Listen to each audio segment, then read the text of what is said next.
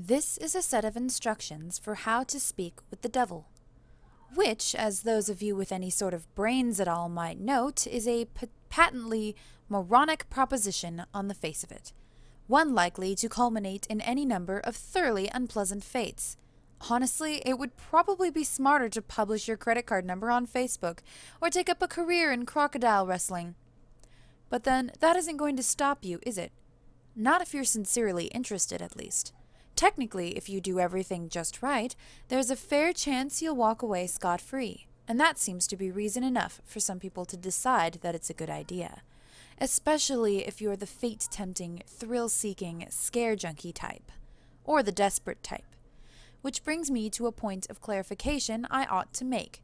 This is not a manual for making any kind of Faustian bargain. You know, the whole sell your soul type of deal.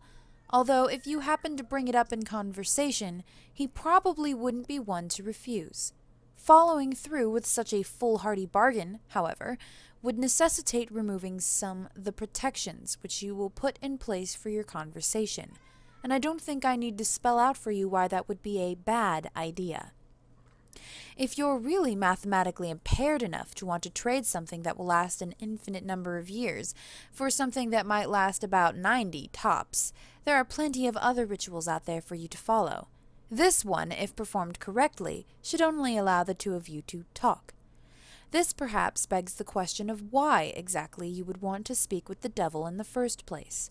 Maybe some of you just like the idea of making small talk with extremely dangerous occult entities, but for the sake of the human race, I hope most of you aren't quite that stupid. Short answer is, he knows things. Things that some of you may have a deep, vested interest in finding out. I mean, he's not omniscient or anything, much as he might like to pretend otherwise. He's not God. But he's definitely got a supernatural advantage over the kind of knowledge any human would be able to obtain. For example, he probably wouldn't be able to predict when the next world war will happen, or tell you the cure for cancer, but he could very well be able to predict the winning numbers of tomorrow's $500 million Powerball drawing, or tell you what deadly, undiagnosed condition might be afflicting one of your loved ones. Of course, the Prince of Darkness doesn't just go around giving out winning lottery numbers to anyone who asks, and trusting any sort of information obtained from a being commonly described as the father of all lies is liable to land you in a worse situation than you were in when you started. However, if you're really dead set on finding something out, and you've exhausted all other options, there is a way to try to get accurate information out of the guy. You see, like so many of the more urban villains in popular culture, the devil has a bit of a penchant for games and gambling. Of course, the reason he likes them so much is that he almost always wins. Unless you happen to be a fiddler named Johnny, or are being represented by Daniel Webster, you're probably going to get your ass handed to you. But if you're determined enough to want to face the risks and the long odds, there's a certain game the two of you could play to try to win the information you need. First things first, though. We'll start off with a description of the summoning process, then get into the rules of the game, some tips for how to play, and finally, of course, the inevitable litany of arcane shit that might go horribly wrong. In order to contact your conversational partner, you'll need to go to a church at midnight. It doesn't matter what kind of church, large or small, old or new, liberal or conservative, just as long as you're sure it will be empty. The last thing you want is for some preacher to walk in on you while you're in the middle of this, for the sake of the preacher's well-being, as much as your own. The process will probably work best if you try it on a new moon, or a full moon, or Friday the 13th, or Halloween. The actual day is less important than the psychological effect it has on you. As long as you don't try it on Christmas Eve or something stupid like that, you should be fine. The time is important, though. You don't have to start or end your ritual exactly 12 a.m. Greenwich Atomic Time or anything, but as a general rule of thumb, you ought to show up a bit before midnight and have everything set up by no later than 10:15 after. Show up a lot before midnight if you don't know how you're going to get in. Shockingly enough, Most houses of God do tend to lock their doors at night, at least if there's no one to watch over them. And remember, we want empty. Got it? There are, of course, certain things you need to bring, and certain things you can't bring. For this ritual, you will need a full can of salt. You won't need to use all of it, but it's always better to have more than you need than to have less. 7 candles, red or white being preferable, and something to light the candles with. You would be shocked how often people forget this. Occult ritual or not, they aren't going to magically light themselves. A length of red string, rope, yarn, or thread, and a full-length floor or wall mirror. Ideally, you'll want to find one of these already present in the church. They're a bit unwieldy to be lugging around with you during a break-in. However, if there really aren't any there, you'll have to bring your own. You might also find it useful to bring some markers, pencils, paper, a flashlight, and any sort of tools that you might find necessary to secure your entrance into the church. You will not be permitted to bring any electrical or timekeeping devices. This includes all cell phones, smartphones, tablets, e-readers, MP3 players, PDAs, calculators, wristwatches, pocket watches, kitchen timers, hourglasses, etc., etc., etc. Seriously, it's worse than the SAT. If you're one of those people that has your smartphone practically wired into your brain, don't worry. You can bring those things with you to the church as long as you leave them outside the room in which you will be doing the ritual. If you brought a flashlight, helpful for finding your way around without attracting unwanted attention, leave that outside too. Also, don't bring in any sort of religious paraphernalia to protect you, especially if it pertains to the Abrahamic religions. And yes, if those gothy black cross earrings you're wearing are hanging right side up, they do count. If you have any kind of holy symbols like that with you, the devil will simply refuse to show up. Don't worry, you're not going in totally unprotected. In fact, most of the supplies with you are not for any sort of devil summoning ritual, but for your own protection. Old superstitions and folk magic remedies to guard oneself from evil. From what I know of it, the effect's mostly based on the power of belief, so there are probably numerous other objects, artifacts, and procedures that would work just as well. If you'd like to risk being left helpless at the mercy of the devil in order to test that theory, feel free to experiment. However, for anyone without a psychotic death wish, I'd recommend sticking to the ritual as follows. Once you're sure you have all the right supplies with you, make your way into the church and find some place to set up. It can be anywhere from the main sanctuary where services are held, to a Sunday school classroom, to a walk-in supply closet, as long as you have a sufficient amount of open floor space and are certain not to be disturbed. Set up your mirror first. This is where the devil will appear when you summon him. As such, you mustn't complete the summoning until you've laid down certain wards around it. First, surround the mirror with an unbroken circle of salt.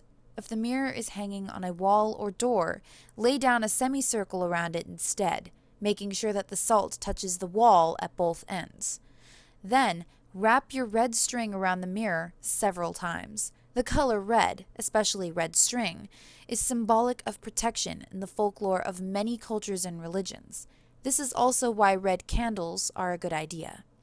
Speaking of the candles, set them up around the outside of your circle or semicircle of salt, spaced at relatively even intervals. No, you do not have to get out a measuring tape and make it exactly perfect, but do at least try to make it look as though it was set up by someone old enough to be trusted with matches. Light the candles in a clockwise fashion, being careful not to disturb the salt. If you break the circle, you'll have to start all over again. Once all of the candles are lit and burning strongly, your protective wards are complete. You are now ready to proceed to the actual summoning. To do so, you first must get the devil's attention and demonstrate your resolve by performing some sort of sacrilegious act in the holy space. Turning a crucifix or cross upside down is fairly conventional, but it's not the only option. For example, I know of a kid who once fulfilled this requirement by scribbling obnoxious graffiti all over a painting of Jesus hanging in his Sunday school classroom.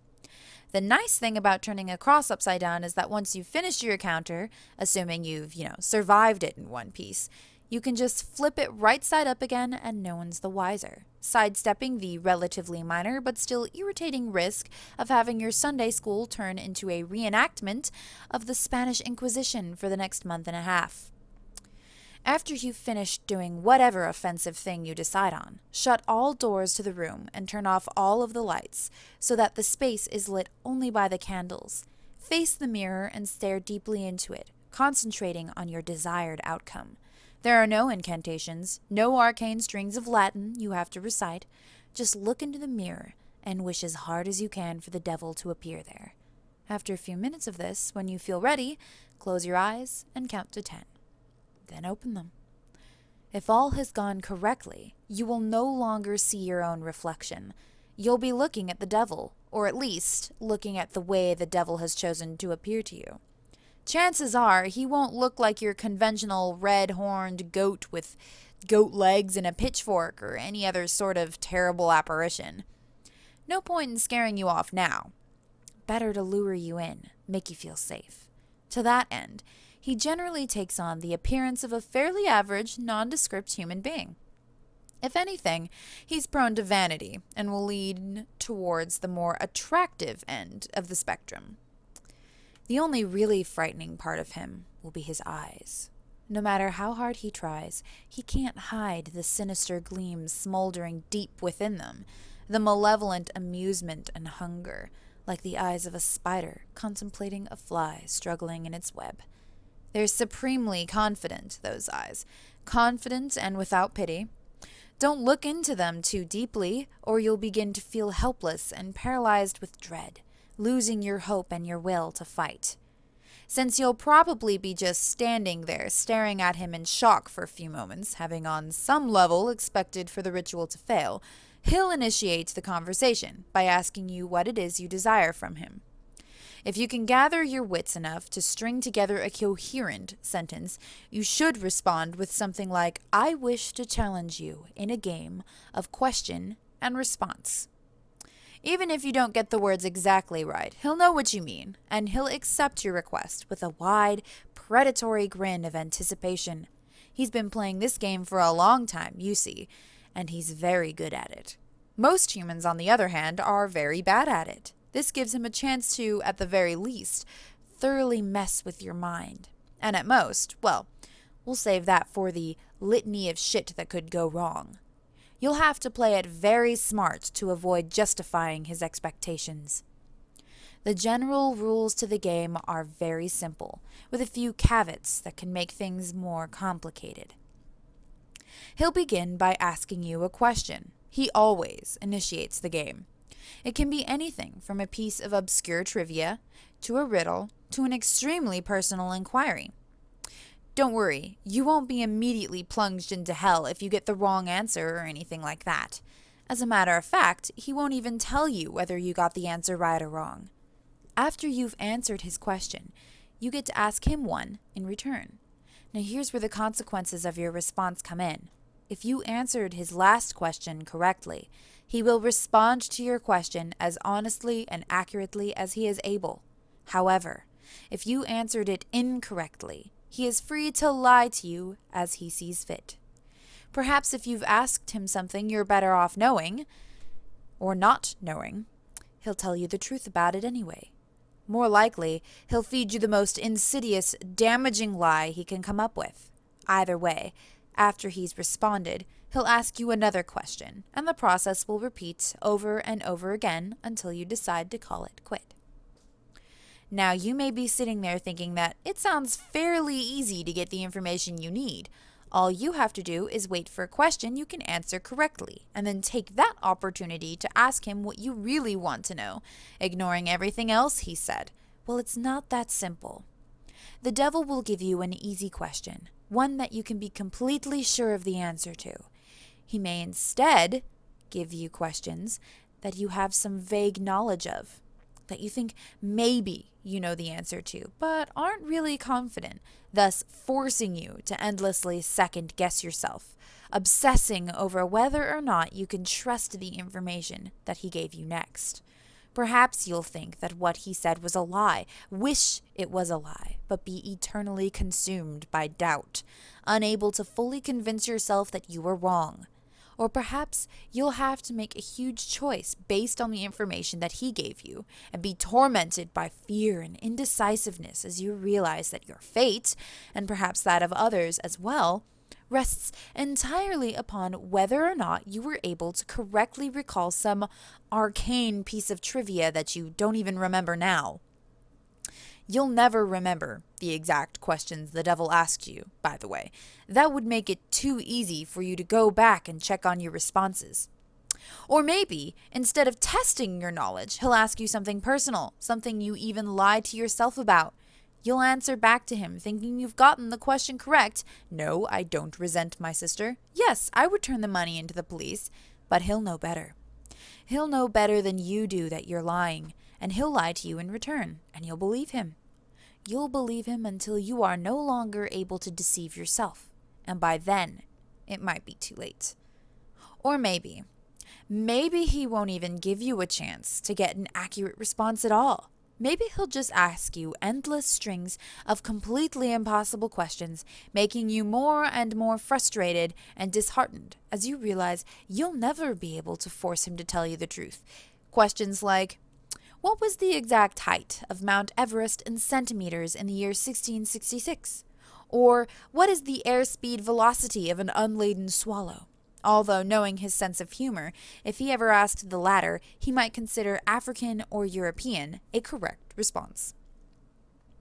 There are a couple of ways to short-circuit this particular strategy. However, additional rules and courses of action that make the game more interesting and prevent you from being stonewalled completely.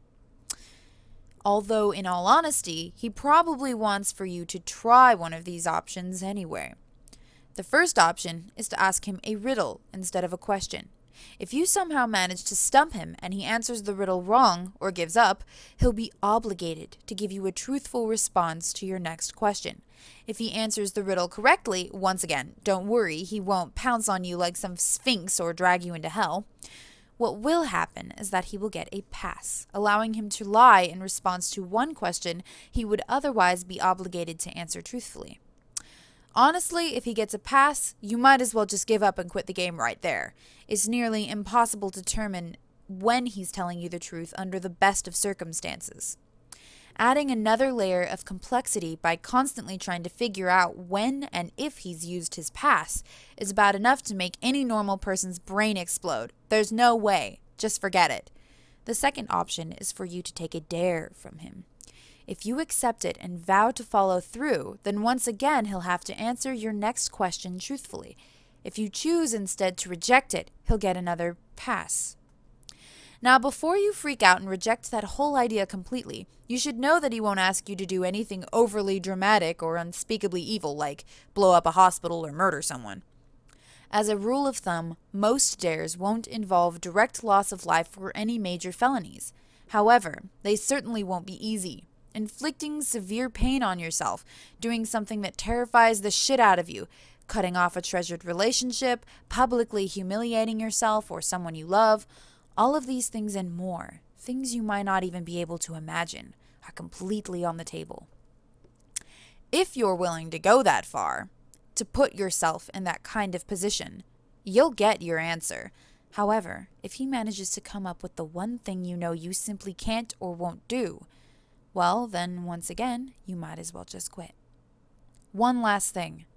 Don't think you can just tell him you're going to do something and then not do it. If you accept a dare and then don't follow through with it, well, let's just say there will be consequences. Just suck it up and keep your promise, no matter what it was. Trust me, you're better off that way. Finally, when you've either gotten the information you wanted or given up on it completely, you may end the ritual by simply thanking the devil for accepting your request, bowing politely at the waist, and bidding him farewell. The surface of the mirror will seem to swim and flicker for a moment, and then you'll be looking at your own reflection again. Only when you are absolutely certain that you're looking into your own two eyes again may you turn away from the mirror, flick the lights back on, and begin dismantling your protections. Now, and this is important, even if you haven't gotten the information that you wanted, you must end the ritual in this manner before 66 minutes have elapsed. Well, I suppose that technically you have 66 minutes and 6 seconds. Subtle, right? But if you're seriously going to try and cut it that close without any kind of timekeeping device, you're probably screwed anyway. I cannot emphasize enough how important it is that you keep to this time limit. I'll save the reason behind that for the end, but don't skip ahead. I've still got a few important tips on how to play. 1. Be very careful what sort of personal information you give out. Try not to talk about yourself, especially your emotions and problems, any more than absolutely necessary. This guy knows human psychology like the back of his hand, and he will get inside of your head. It's like talking to Hannibal Lecter. Give him enough to work with, and even if you don't believe a single word he says, he will still find ways to fuck with your mind like nobody's business. If anything he asks makes you even remotely uncomfortable, do not hesitate to lie through your teeth. There will be plenty of other questions. On a similar note, try to keep the game on track and moving briskly. This is step 2. Unstructured interactions of any kind are to be avoided. Chances are that at some point he will try to draw you off on a tangent, discussing something that fascinates you, analyzing a response you've given him, or finding some other excuse to speak at length without moving the game forward. This is not only a waste of valuable time, but also another excellent opportunity to mess with your mind. Step 3. If you choose to give him a riddle, use one you've made up yourself. If your riddle has ever been written down anywhere at all, from the pages of The Hobbit to some lost long tome of ancient magic, he will already know the answer. That said, it still has to be a legitimate riddle, with an answer that makes logical sense from some angle. You can't just ask something like, what's green, has 10 legs, and hops, and then claim for some inexplicable reason that the answer was marshmallows. Nor can you ask him a straight question like, what have I got in my pocket? He probably knows that anyway. There are no hard and fast rules to determine whether a riddle makes sense or not, but you're a reasonable human being. Your ancestors ate from the tree of knowledge. Please, for the love of crap, use common sense. Step 4. If you choose to take a dare, there is a slight chance that the devil will ask you to do something seemingly easy. Deliver a letter, for instance, or scribble a 10-digit number in a public restroom stall. If he does ask you for something like this, and you have even a shred of common decency in you, do not accept. Chances are that he's using you to further some sinister plot, one liable to ruin a lot of lives and harm a lot of people. Who knows? Maybe you're the type of person who doesn't really mind throwing an unknown number of total strangers under a bus to find out what you want to know. But at least be aware that that is what you're doing. Step 5. Last but not least, be very aware of the time. It might be helpful to do some practicing beforehand and get a feel for how long an hour is without a watch. The devil will probably put off discussing the things you're most keen to find out for as long as he can. And as you near the 66-minute deadline, he'll start trying harder and harder to distract you, captivate you, and otherwise keep you playing until it's too late. He'll string you along, feed you little glimmers of false hope, keep you thinking, just a few more minutes, I'm almost there. Don't fall for it. Don't go over the time limit, no matter what. Now, you might be thinking that this game really doesn't sound all that dangerous so far. Threats of psychological damage rarely seem to carry the same weight as threats of physical damage, even though their costs are often just as great. Hate to burst your bubble, but the game is far from safe. There are plenty of ways for you to seriously screw yourself over, both physically and mentally, not to mention spiritually. And it is with these that I will conclude, in the vain hope that you may make some sort of impression. First, while you are speaking with the devil, do not let him out of your sight. Keep staring into the mirror no matter what happens. He will undoubtedly try various tricks to make you look away. You will hear noises behind you, feel eyes on the back of your neck, see shadowy phantoms writhing in the depths of the mirror. A cold breath will blow upon you from behind, smelling like the crypt. A deep silence will settle, only to be interrupted by a loud smack directly behind your head, giving you the worst jump scare you've ever had. Hell, the devil may even abandon a measure of his own dignified facade and give a sudden jump of feigned shock, shouting loudly and pointing behind you with a very convincing look of terror on his face. Whatever he might test you with, you must not look away from him. If you look away, if you lose sight of him completely, even for 1 second, you will look back at the mirror to find him gone. Well, not gone. Out of the mirror. In the room. With you. Exactly how much of your body the police will find the next morning, or what state it's in, will depend entirely on the sort of mood he's in. The same thing goes if you break any of the protections you laid down before beginning the ritual. Interrupting the circle of salt, letting the red string unwind, knocking over a candle, or letting one go out. Any of these things will free him from the mirror. And then, well, you're all a bunch of creative horror junkies. I'm sure you can fill in the blanks.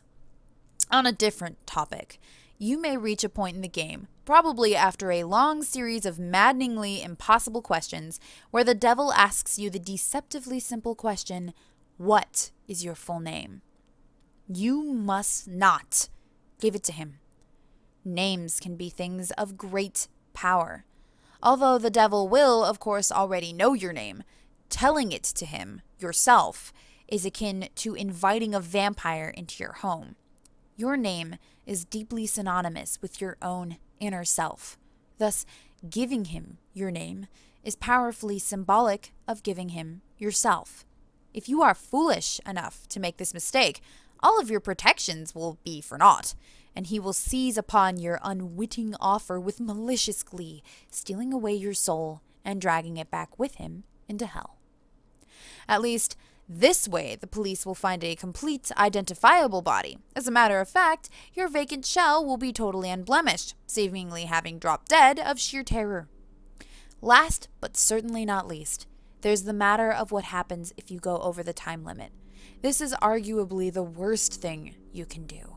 You won't think so at first. The devil will give you no indication that you have in fact exceeded the time limit, and you will conclude the ritual as if nothing had gone wrong.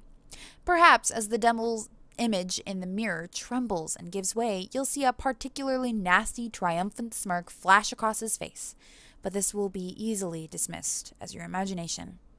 You'll turn the lights back on, gather your belongings, and go to leave the room. But when you open the door, you will see nothing. That's right, nothing. Just a flat, white void extending infinitely in all directions. Only the room, which has reflected in the mirror, will now exist. Incidentally, if you turn back around to face the mirror again, you may catch a last glimpse of your own reflection. Perhaps it will even turn and favor you with a smirk and a cheeky wave before sweeping out the door into the perfectly normal church hallway outside. As you may have already figured out, you yourself are no longer in the church. Your soul is now in the mirror, and the devil has taken the liberty of possessing your body, now that you are no longer using it. Pound on the glass and scream all you like, you'll never get out on your own, and no exorcist can help you. But don't worry, it's not like you're in hell, right? At least, not necessarily. What you have to understand, see, is that a human soul stripped bare of its flesh is a deeply volatile and vulnerable thing, especially when trapped in the land of the living.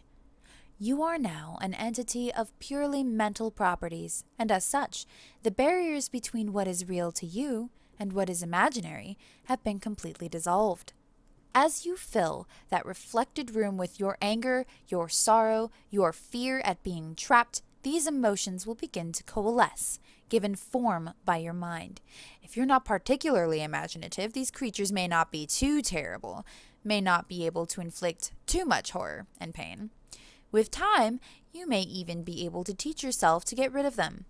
If, however, yours is a mind haunted by monsters, a mind that is vibrantly creative and imaginative and more than usually twisted, well, there's no telling what horrors might come clawing their way out of the maelstrom, tasting sweet release from the confines of your subconscious, hungering for your terror and suffering.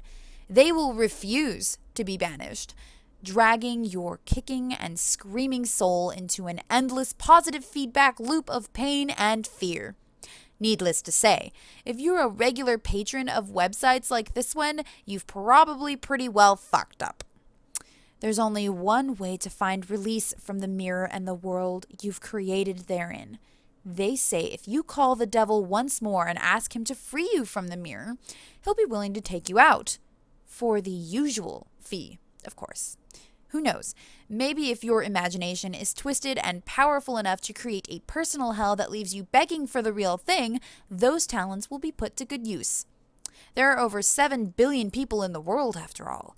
Even the devil himself can't be messing with all of their minds at once. Talented help is always appreciated. Of course, the corollary to your being trapped inside the mirror is that the devil now gets to do whatever he wants in your body until sunrise. At around that time, your body will mercifully drop dead from the strain of the possession. Autopsy will probably identify the cause as some kind of coronary event. Don't get too relieved, though. He's perfectly capable of stirring up plenty of trouble in those few hours. For instance, he may decide to do something big and dramatic, like purchase a large meat cleaver and go on a murder spree, starting with the names in your address book and working his way out to complete strangers if he has time. Or perhaps he'll focus on only one person, someone who trusts you completely, using your persona to get him or her alone and vulnerable, and then, well, no need to describe it here. Once again, I'm sure you can think of a few things. Starting to see why I called this the worst outcome yet? Of course, there's also a chance that he won't lay a finger on any of your loved ones, instead deciding to do something a little more subtle, more insidious, like drop off a few nondescript, unmarked packages on certain doorsteps in the dangerous part of town, or locate a particular dusty, age-yellowed text in the storeroom of your local library and intentionally misfile it in the young adult literature section, or whisper 7 very choice words into the ear of the distracted-looking young redhead waiting for the 3 a.m. subway train. Or maybe he'll decide that, in his age of waning superstition, not enough people are getting interested in his games, and the knowledge of them is in danger of being lost. Maybe he'll decide he needs to get the word out a bit more, do a bit of networking, attract some new suckers, challengers. Maybe he'll take a quick peek at your browser history, see where the impressionable, curious minds are hanging out these days. Maybe he'll even write a quick tutorial in modern parlance rather than some inscrutable, obsolete, demonological text. Post it on the internet and see how many bites he gets. Maybe I shouldn't have gone there. But if you've made it this far without shying, a little twist at the end isn't going to put you off, is it, dear reader? I'm sure there are plenty of intrepid adventurers among you with burning questions you'd like answered, and you're all a smart bunch. You know the pitfalls. You know the conventions. You live and breathe this sort of thing, do you not? There's no way you'd fall into any of the obvious traps, right? You're not some Dick or Jane off the street after all. You'd be bringing a whole new level of competition. You would... Oh, excuse me for just a moment. I think I hear someone calling for me. What? You want out that badly already? Must be one hell of an imagination you've got on you. Perfect.